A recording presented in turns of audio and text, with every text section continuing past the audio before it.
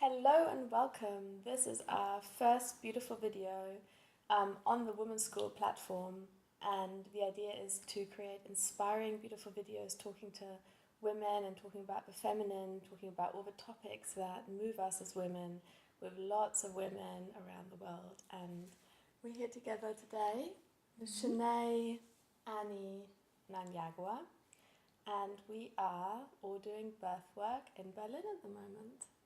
Shanay, we met 2 years ago, and Shanay's actually from Australia. Yes, I'm from Australia. And I went to Jaguar's. I was just starting my studies, and I saw that Jaguar was having a talk with Zohar, and I went to her talk, and it was meant to be. It ended up being a doula talk. Yeah, it was a doula talk. It was meant to be for pregnant women, but I think just all these different doulas connecting some way, and I don't know. It ended up we just talked about.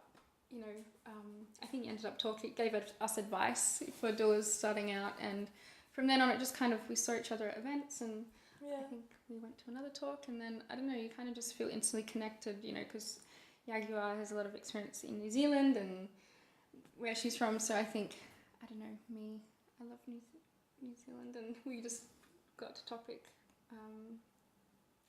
we started speaking about that anyway, and now we're here. Yeah. That's very reflective of Berlin, like this gathering of people. The fact that we're international and come from different backgrounds is very city appropriate.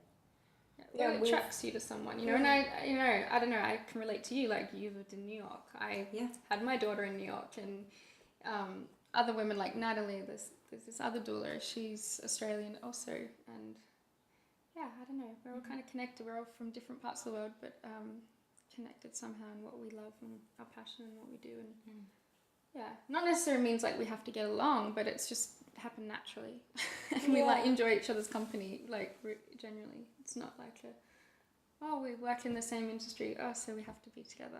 But it's like more like to. It's more like there's a kinship between us. Yeah, absolutely. It's this birthing field and the interests we all have, and we all come from such a different background, and why we've been drawn into the birthing world.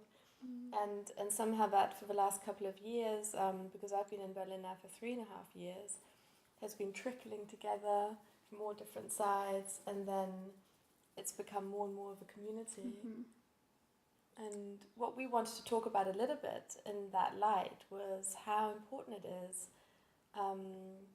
as women to find a way to collaborate together and work more as a team, because that's what we're doing here more and more, is to really understand each other's work, to understand the specializations of each other's work, to provide support networks, to learn from each other, to attend conferences together, to meet and chat together, to learn from each other.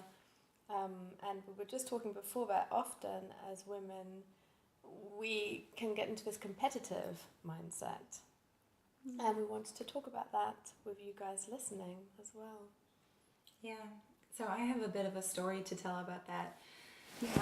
So this was after the How We Birth conference, and so many doors had been open at that conference, and I felt this gigantic momentum, and that there was a need for processing for some of the kind of individuals who had been brought to that place, that when the conference ended, maybe the conversation hadn't yet ended. So Kamalo and I decided to have a space that was just kind of free and open and welcome for anybody to come and talk about their experience, to carry the torch.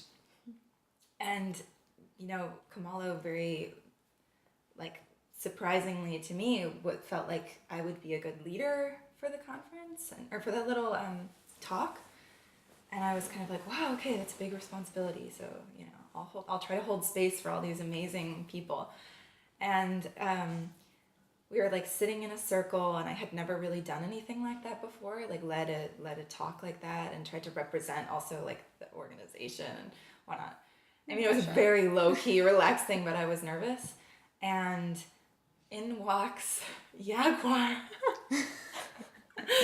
And so I'm sitting there thinking I hope everybody's okay. I hope everybody's having a nice time, and I hope the conversation is going to flow and whatnot. And Jaguar kind of sits down, and she was so present, and she just introduced herself, and then just contributed to the conversation and like answered people's questions and was just there. Like on a basic level, that's what she was doing. But for me, like sitting there, receiving that energy, it felt like like you've been where? You've done what? Like you're amazing, you know? And I felt so like underqualified in comparison that I was having all these self-doubts run through my head. Like, why am I sitting here like leading this discussion when like Jaguar is the teacher in this space? Do you know what I mean? Mm-hmm. And so I was having a lot of trouble like understanding how we were going to relate to each other on that level. And then Jaguar came up to me afterwards and I was totally intimidated, completely intimidated. And she was so warm and so loving.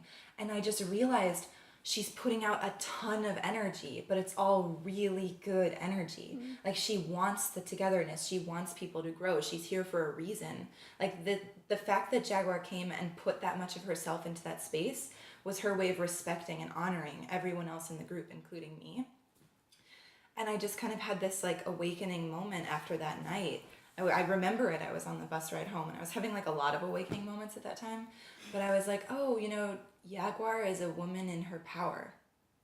She's a woman living her truth. And that can be very intimidating if you're not prepared and you don't understand how to take that energy on. But like that's energy as a gift. It's not meant to intimidate. It's meant to be something that you build on and work together with. And ever since, it's like, I just was like, Jaguar, you're going to be in my life. Like, we're going to see each other. I'm going to go learn from you. And I've just, like, made it work that way.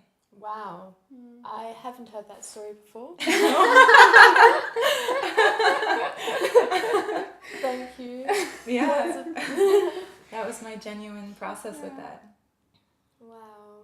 It so didn't come naturally, like the comfort level. But now I feel so comfortable with you. No, because I mean, when, you know, I think being younger as well, you know, new to this is a nicer way to say it. And you do meet these women that are so sure of themselves and they have like, and you're like, what? You can say it like that? And what? You're talking about in this type of way? And it takes some time though, but when you see that and when you accept it, that's when you will get stronger as well. You know, so you're inspiring each other and that's all it is, you know, I think.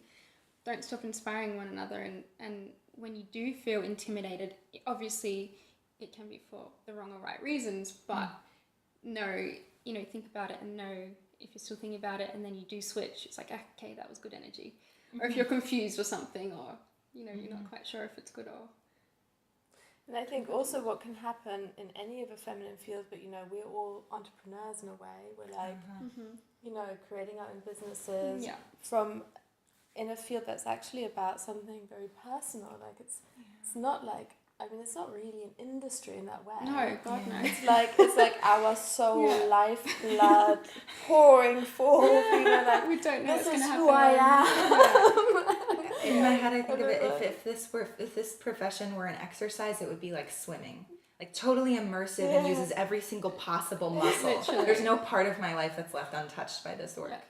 And so that's why it's so, because it's so deep and it's so meaningful, and I mean, and because the word doula, as many of you may know, is not, you know, it's not a protected medical term. It's not a medical profession anyway. It's not a protected professional term.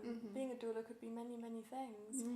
And everybody lives that in a different way, and in the end, it's just a term that's like someone who is a guardian and works with birth in some way.